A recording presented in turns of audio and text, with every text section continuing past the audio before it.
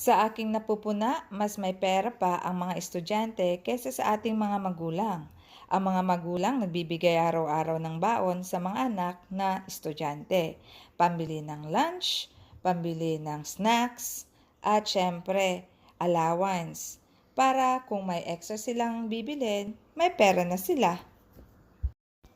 Sa ngayon, ang 100 ay maliit na ito para sa allowance at ang mga bata ay nagrereklamo na kung maliit ang allowance nila. Bakit hindi natin ibahin ang ating mga mindset? Ipaliwanag natin sa ating mga anak ang kahalagaan ng pera.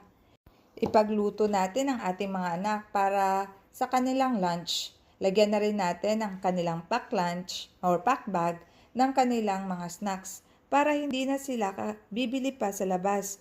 Para alam natin kung anong mga kinakain nila. Kasi minsan ang mga bata kung ano-ano na lang ang binibili nila. Basta sige na lang, bili na lang ng bili.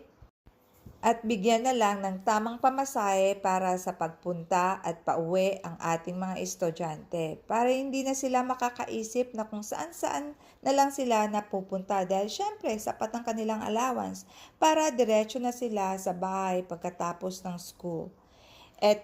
Ituturo na rin natin sa ating mga anak kung paano palagawin ang natitirang allowance nila. Pero kapatid, hindi mo ito magagawa kung ikaw mismo na magulang ay walang disiplina sa pera.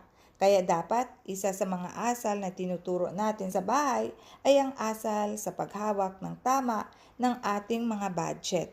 Pero kung gusto mong matuto about financial literacy, welcome ka dito sa IMG or International Marketing Group. Dito rin ako natuto ng mga iba pang pamamaraan kung paano magpa-increase ng aking cash flow at paano magplano ng tama ng aking financial foundation. Kung gusto mong malaman more about IMG, comment ka lang dito.